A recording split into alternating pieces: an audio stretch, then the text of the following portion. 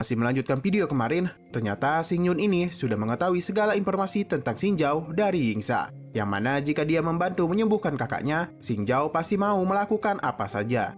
Tidak lama kemudian, akhirnya Xing Yun ini bertemu dengan Xu Yun.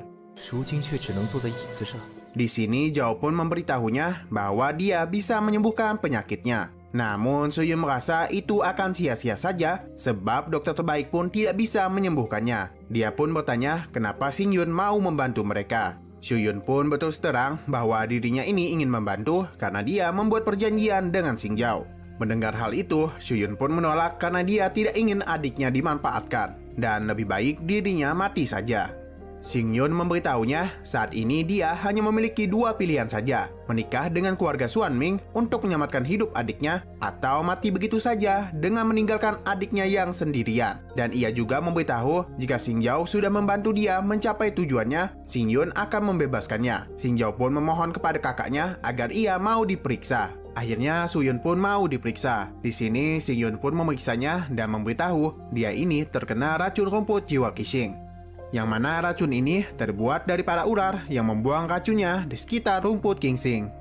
Dan sepertinya ada seseorang yang sengaja meracuni kakaknya, namun tidak ingin membuat dia mati. Xing Zhao yang marah merasa itu semua perbuatan Yan Ran. Untung saja kakaknya dan Xing Yun ini menghentikannya, karena dia ini tidak memiliki bukti apapun dan meminta untuk merahasiakan kejadian ini. Xing Yun memberitahunya racun di dalam tubuh kakaknya ini tidak begitu kuat. Nanti dia akan meminta Xing Zhao untuk mengumpulkan bahan-bahan yang ia ingin gunakan. Dan ia juga menggunakan jarum akupuntur kepada kakaknya. Dan proses penyembuhan kakaknya ini akan memakan waktu 49 hari. Dan untuk sembuh total akan memakan waktu 1 tahun. Tetapi Xu Yun ini akan menikah dalam 1 bulan lagi. Xing Yun pun memintanya untuk tidak khawatir karena dia akan membereskan masalah tersebut. Dan meminta mereka untuk percaya kepadanya. Xing Yun pun memulai proses penyembuhannya. Nah, di saat Xu Yun ini meminum ramuan tersebut, tubuhnya terasa lebih ringan. Xing Yun pun meminta Xing Zhao untuk keluar karena dia akan melanjutkan tahap selanjutnya. Xing Zhao, ni先出去吧. Xing Yun pun mengeluarkan jarum akupunturnya. Nah, di sini Xu Yun pun merasa tidak pernah melihat jarum tipe ke-10. Ia pun diberitahu bahwa jarum ini bisa menyerap semua racun di dalam meridiannya. Karena pengetahuan pengobatan Xing Yun ini jauh melebihi dirinya. Di sini Xing Yun pun memintanya untuk berbaring di tempat tidur. Namun sebelum itu Xu Yun menanyakan jika dia sudah sembuh, apakah ia bisa menggantikan adiknya untuk melayani Xing Yun selamanya. Xing Yun yang tahu dia mengkhawatirkan keselamatan adiknya, kembali berjanji setelah dia mencapai tujuannya, ia akan melepaskan Zhao kepadanya. Xu Yun pun percaya dan meminta Xing untuk membaringkan tubuhnya. Ia pun memulai proses akupunturnya kepada Xu Yun. Di sisi lain, Zhao ini merasa khawatir karena kakaknya ini terus berteriak kesakitan.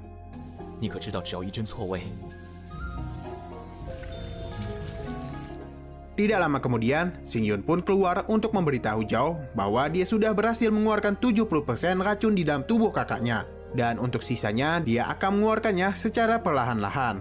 Xing Yun pun merendam jarum tersebut untuk mengeluarkan semua racunnya. Xing Zhao kembali marah, namun kembali ditenangkan oleh Xing Yun. Karena ia sudah menyembuhkan kakaknya, Xing Zhao pun diminta untuk memenangkan posisi murid tetua agung. Yang mana Xing Yun ini tertarik dengan pedang terbang Janxian. Pedang ini adalah senjata sihir yang ditinggalkan oleh nenek moyang keluarga Xing Yun. Rumornya kalau ada yang mendapatkan pedang ini, dia bisa menjadi abadi. Pedang ini terus berpindah dari pemimpin lama ke pemimpin yang baru. Dan di masa depan, pedang ini akan diberikan ke pemimpin Xingyu yang selanjutnya. Yang mana ia berencana untuk menjadikan Xing Zhao sebagai pemimpin keluarga. Walaupun hal tersebut sangat sulit dicapai, di sini Xing Zhao akan membantunya. Karena ia memiliki skill bawaan yang bagus, dengan bantuannya ia bisa mencapai tingkat ke-6 surgawi. Bahkan berkemungkinan ia bisa mencapai tahap ke-7 dan menjadi sarjana agung seni bela diri. Ia pun memberitahu tujuan yang sebenarnya, yang adalah dia ini ingin kekuatan keluarga Xing Yun membantunya untuk membalas dendam. Dan ada hal yang tidak bisa ia beritahu, yang ternyata dia ini ingin membalas kematian dari anggota klannya. Xing Zhao yang sudah berjanji dari awal, sejak hari ini dia bersumpah akan menjadi pedangnya selama sisa hidup ini. Xing Yun pun memberikannya sebuah gulungan rahasia, karena untuk menembus tingkat ke-6 surgawi, ia harus menggunakan gulungan tersebut. Xin berpindah ke Ye Changyu, dia yang masih kesakitan dibantu oleh kakaknya. Ia juga memberitahu bahwa Xing Zhao ini berhasil dikalahkan oleh Xing Yun. dan meminta kakaknya untuk berhati-hati, karena ia juga ingin menjadi murid tetua agung. Di sisi lain, Yan Kan yang mendengar percakapan orang-orang tentang Xing semakin membuat dia tertarik. Scene kembali berpindah. Di sini Xing mencoba untuk kembali berlatih mencapai tahap ke-7. Karena dia memiliki 8 dari 9 meridian, membuat kultivasi sangat sulit baginya. Untung saja, di sini ada lukisan Dewi Surgawi ke-9 yang membuat dia berkultivasi lebih cepat dari sebelumnya. Nah, di saat ia berkultivasi, dia diserang oleh Yan Kan. Walaupun dia memakai penutup wajah, dia ini langsung ketahuan. 难道不怕杀了你？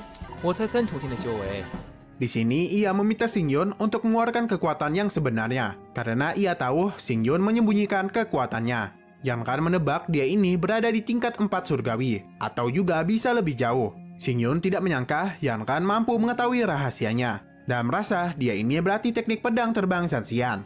Apalagi dia itu adalah anak dari tetua keluarga Xing Yu. 你真是叶星云！ 如假包换。 Nah, tiba-tiba saja tubuh Yan Kan ini semakin lemas dan kekuatannya pun tidak bisa ia keluarkan dengan baik. Ia yang berusaha menyerang Xing malah jatuh dalam pelukannya. Xing pun menggodanya karena malam-malam masuk ke dalam rumah laki-laki. 还主动投怀送抱，你无耻！再这样下去，我必定清白不保。春宵一刻值千金。 Yan Kan bertanya kenapa tiba-tiba dia ini bisa mabuk sedangkan Xing baik-baik saja. Ia pun diberitahu mengenai kebiasaan Xing yang menggunakan dupa aseng untuk tidur. Karena kebiasaan itulah ia tidak mabuk. Sedangkan Yan Kan yang tidak terbiasa akan mabuk dengan dupa tersebut. Xing kembali menggodanya karena mungkin mereka ini bisa menikah suatu hari nanti.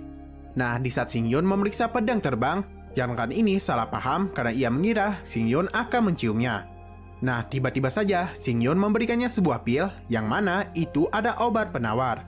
Xing memberitahu dia menggodanya karena ingin mengambil senjatanya. Ia juga memberitahu tidak sopan bagi wanita malam-malam masuk ke tempat pria. Nantinya akan timbul fitnah di mana-mana.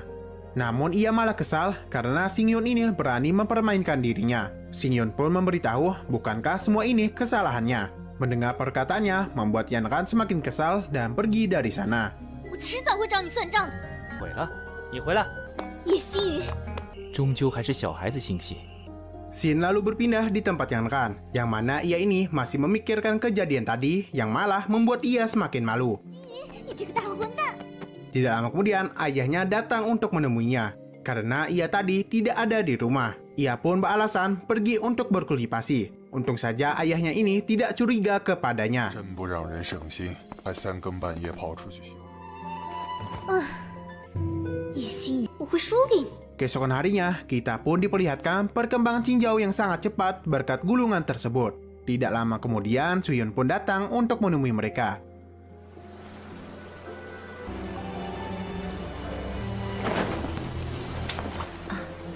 托先生的福， 雪云姑娘，你身体怎么样了？ Yang mana ia membawa sup tanaman obat keabadian. Namun ternyata itu bukan untuk Xinjiao, melainkan untuk Xingyun. Namun ia menolak secara halus karena sup itu lebih penting diberikan kepada Xinjiao. 不要久待。 Nah, ternyata di hari sebelumnya, Suyun yang mencoba untuk kembali berjalan hilang keseimbangan. Dia pun ditolong oleh Xingyun. Berkat hal tersebut, mereka berdua pun salah tingkah. 不好意思，刚刚我如果有事就让新州来找我。哎，先生，等等，先生，您慢走。